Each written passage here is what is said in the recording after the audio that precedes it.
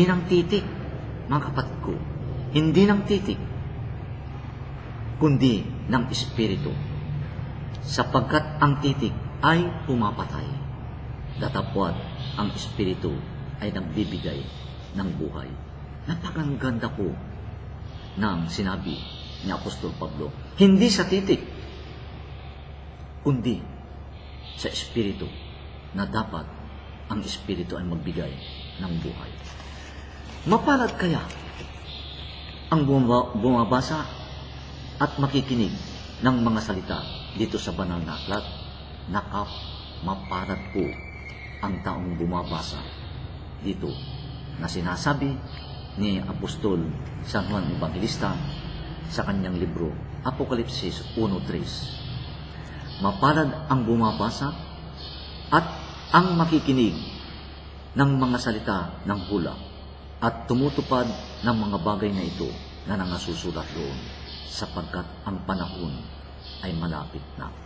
Yan po na dapat natin paghandaan, na pag tayo nakikinig at bumabasa, mapalad tayo po, sapagkat diyan natin malalaman po na tayo ay mayroon palang buhay na walang hanggan. Mayroon din po ang sinasabi ni Apostol San Juan Bautista. Ito po ay mababasa sa kanyang aklat. San Juan 5:39. Saliksikin niyo ang mga kasulatan, sapagkat iniisip ninyo na ang mga yaon ay mayroon kayong buhay na walang hanggan. At ang mga ito'y siyang nangagpapatutuo tungkol sa akin. Yan po ang sinabi ni Apostol San Juan, na dapat saliksikin natin ang kasulatan.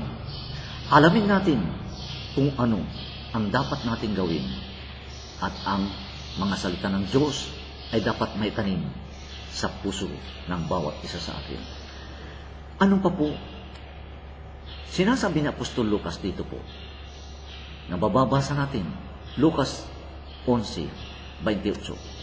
Datapwat sinabi niya, oo, bagkus na lalong mapalad ang makikinig ng salita ng Diyos, at ito'y ginaganap. Dapat nating ganapin, kung naintindihan natin, naunawan natin, sa pagtutupad, ganapin natin ang salita ng ating Panginoong Jesucristo. Ngayon po,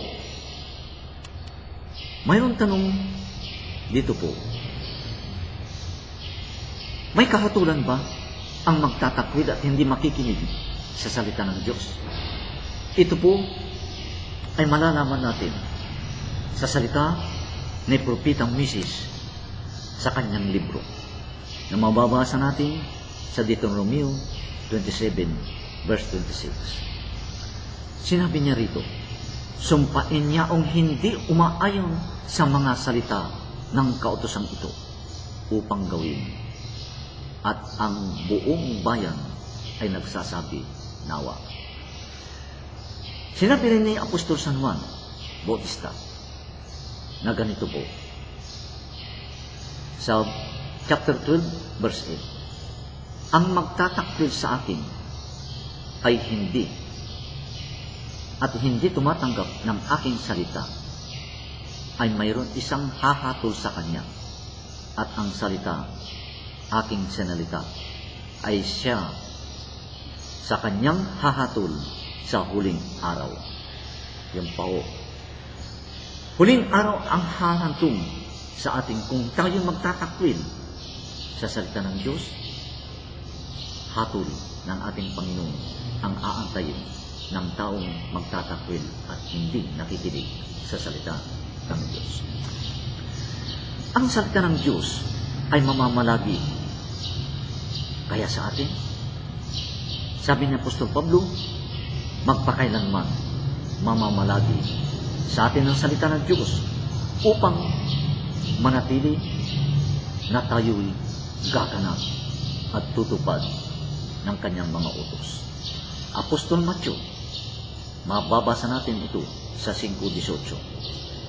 sapagkat katotohanan ng sinabi ko sa inyo, hanggang sa mga wala ang langit at lupa, ang isang tuldok o isang kudli sa anumang paraan ay hindi mawawala sa kautusan hanggang sa maganap ang lahat ng mga bagay.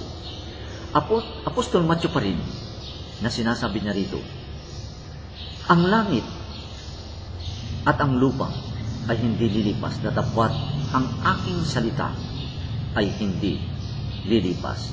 Yan po ang kabuuan po ng inilahad ko sa inyo na dapat natin po itanim sa ating puso. At tayo, mayroon tayong buhay na walang hanggan.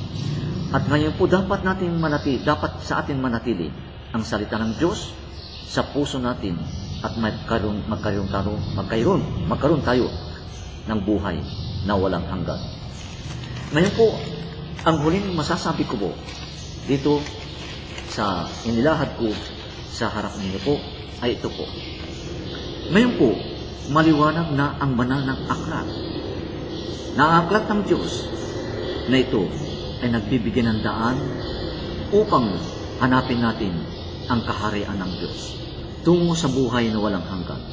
At ang banal na aklat na ito, ang nilalaman ay salita ng Diyos na isinulat ng matatalinong tao, at ito'y dapat natin saliksikin pagkat nakasulat ang kautusan at palatuntunan ng Diyos at ikabubuti ng sino mang taong maghahanap ng kaligtasan at ang buhay na walang hanggan.